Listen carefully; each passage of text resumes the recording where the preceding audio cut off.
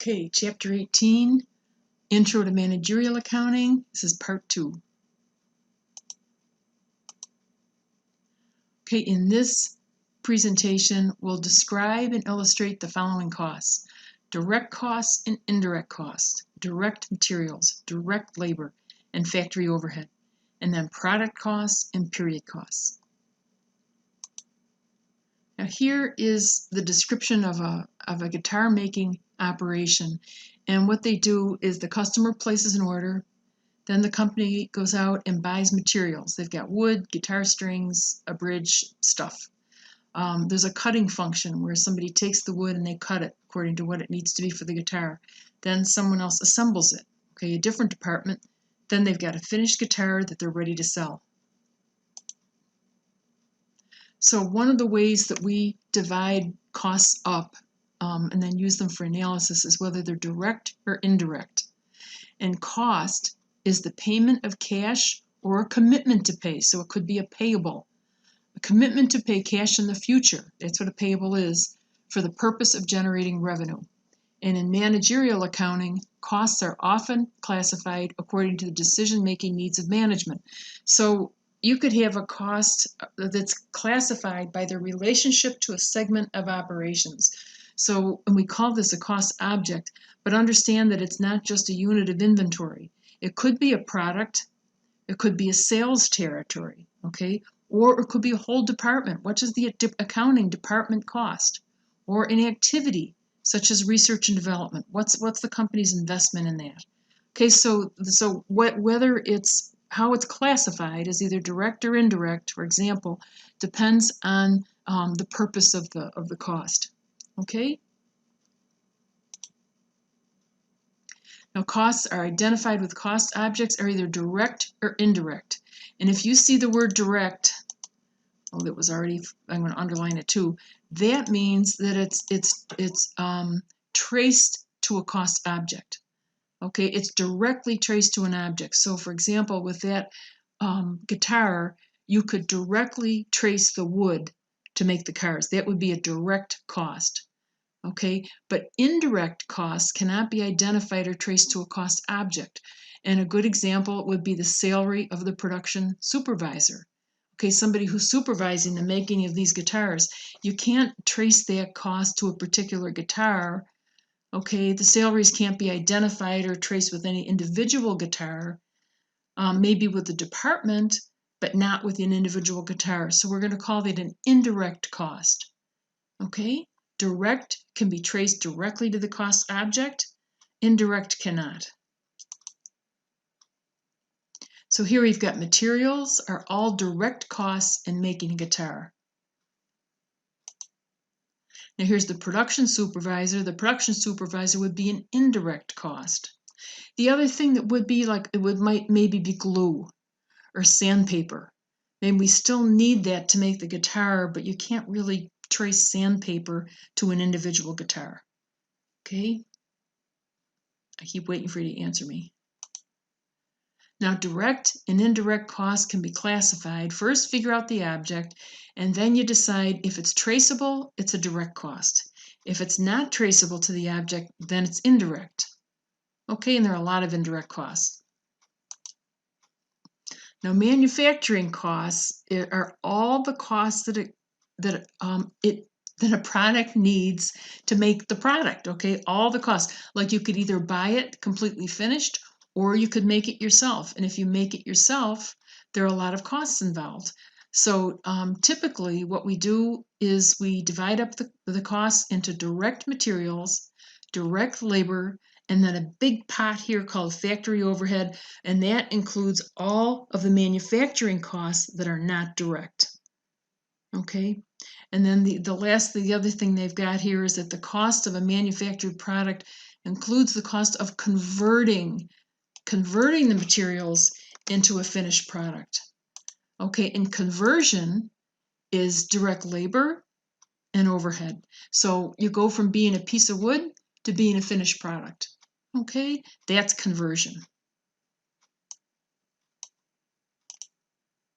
So here's our manufacturing costs for Legend guitars. We've got direct material cost, direct labor costs, the person who works on the guitar, and then factory overhead. Now, manufacturing products start with raw materials that are converted into finished products. Okay, so we actually have a raw material inventory account where just the raw material sits. And to be classified as a direct material, the cost has to be an integral part of the finished product and a significant portion of the total cost of the product. Okay, so it could be the wood used in producing in the guitar, the costs of the electrical components for a television, silicon wafers for microcomputer chips, tires for an automobile. Okay, all those things.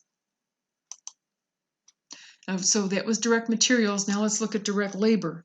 Most manufacturing processes use employees to help convert materials into finished product. And the cost of an employee wage that is an integral part of the finished product is classified as direct labor. All right, direct labor costs must meet both of the following criteria: an integral part of the finished product and a significant portion of the total cost. Examples of direct labor costs include the following: the wages of employees who cut guitars out of raw lumber and assemble them, mechanics' wages for repairing an automobile, machine operator for manufacturing tools, assembler wages for assembling a laptop. Okay, so these people, the labor costs that they have here relate directly to the product that they're working on. Okay, so wages of employees for the guitars, the mechanic for repairing an automobile, machine operators for manufacturing, and assemblers' wages for assembling a laptop. Okay, there's a very one-to-one relationship there between the person who's working and the product. Okay, they're really related to it. Now, factory overhead is the hard one. That's the hardest one to understand. And you know what the definition is? Is if it's not direct, then it's factory overhead. Okay, so costs other than direct materials and direct labor that are incurred in manufacturing process. It's got to be part of manufacturing.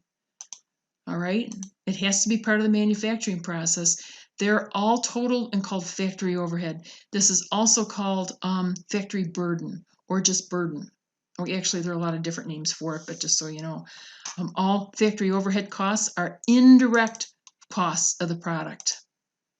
They're all indirect, they're not direct, because we can't directly trace heating and lighting of the factory, for example, to the guitar. I mean, you can't, if you're making this guitar up in the Northeast, you can't make the guitar without heating, right? So heating and lighting is part of the cost of making the product. So is repairing and maintaining the factory equipment. Okay, property taxes on factory buildings and land, insurance on factory buildings, depreciation on the factory building. And you know what the key thing is here? Is everything has the word factory in it.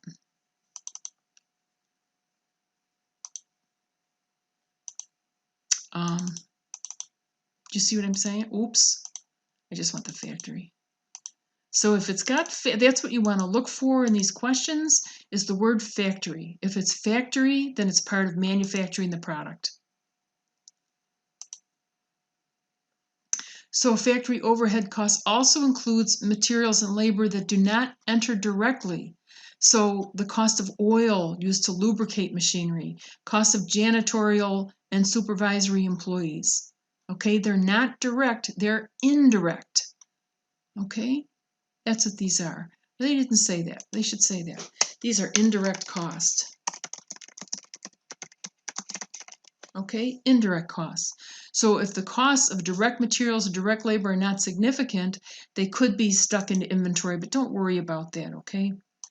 Don't worry about that piece. Just think if it's directly traceable, then it's direct. If it isn't, then it's overhead. So here's an exercise here. Identify the following costs as direct materials, direct labor, or factory overhead. I should hide this, huh? Can you see that? No, you can't see it. Ha! This is a baseball glove manufacturer. So leather used to make the baseball glove. That would be direct material, right? Coolants for machines that sew baseball gloves. The coolant for the machine. That would be overhead because it can't be directly traced to the glove. Wages of assembly line employees. Okay, this is assembly line, so they're working directly on the glove. This would be direct labor. And ink used to print a player's autograph on a glove. Okay, there's no way you could trace that ink, so that would also be factory overhead. Okay? One of these days somebody's going to answer me and I'll be all surprised. Now we've got some more categories of cost here. We've got prime cost and conversion costs. Prime costs are direct materials and direct labor, and again, it's that word direct. That's prime. So direct material and direct labor. Conversion is direct labor and factory overhead. Just think whatever it is that converts the product. So it's labor and overhead. And so direct labor is in both categories, and that's both a prime cost and a conversion cost. Okay? And we group them this way. They're referred to this way by different managers, so it's just one of those things you need to know. And here's a good illustration of it. The prime costs here are direct materials and direct labor, and the conversion costs are direct labor and overhead. So that should stick in your head. Okay, now identify the following costs as a prime cost, conversion cost, or both big for the baseball glove. So leather used to make the baseball glove. Is it a prime or conversion? It's a prime cost, right? It's direct material. Coolant for the machine that sews the baseball glove. That would go into overhead, so that would be a conversion cost. Okay? Wages of assembly line employees. Now these were direct, this is direct labor, right? So if it's direct labor, then it would be a prime cost and a conversion cost. And then what do we have here? Ink used to print the player's autograph on a glove. That would be overhead, so that would be a conversion cost. Okay? The answer here is B for both. Okay, just a couple more. So another cut. We're going to take costs and divide them up between product costs and period costs. And what I do when I think of this is I think about the income statement. From sales, cost of goods sold to gross product, those are all product costs. Okay? Whereas below gross profit, we've got selling and administrative expenses. These are period costs, costs of the period. Okay? Make sure that you read this and you understand it. It's an important thing for you to understand. So product costs versus period costs. So on an income statement, the product costs are on the top and the period costs are on the bottom. Okay, so we're back at Legend Guitars. With product costs are the direct material, the direct labor, and all the factory overhead. Now they're calling strings overhead. Maybe it comes in big reels or something, I don't know. Wages of the janitor, power to run the machines, depreciation in the factory, sandpaper and buffing materials, glue used in assembly, salary of the production supervisor. That's all factory overhead. Okay? Now the period costs for selling expense would be advertising, sales salaries, commissions. Okay, these are all selling expenses. Administrative expense would be office salaries, office supplies expense, and depreciation expense. Okay, so these would be costs of the period. These are not non-manufacturing costs. Okay. Now, as product costs are incurred, they're recorded on the balance sheet in inventory. And when it's sold, the cost of the manufactured product sold is cost of goods sold. Okay, so we could spend a lot of money making those guitars, but they'll sit as inventory on the balance sheet until they're sold. Then they move over into cost of goods sold. All right, now period costs are reported as expenses on the income statement in the period in which they're incurred. All right, they're never on the balance sheet. These costs are all expensed. All right, unless you've got like prepaid insurance or maybe prepaid rent. I mean, they would eventually be expenses. And here's a pretty good illustration. These are costs for payments for the purpose of generating revenue. Product costs start out as inventory on the balance sheet, ends up as cost of goods sold on the income statement. Okay, and period costs, that's selling and administrative costs, end up as selling and administrative costs on the income statement. There is no intermediate balance sheet stopover here. All right, they're just expensed each period when they're incurred. Okay, last slide. Example exercise, I'm hiding it, you can't see it. Okay, identify the following costs as a product cost or a period cost for the baseball glove guy. Leather to make the glove. It's a product cost, right? Cost of endorsement from a professional baseball player. That sounds like a selling expense to me, doesn't it? So I would say that that is a cost of the period. That's a period cost. Office supplies at the headquarters, period cost. Ink used to print the player's autograph on the glove, that's a product cost. Okay.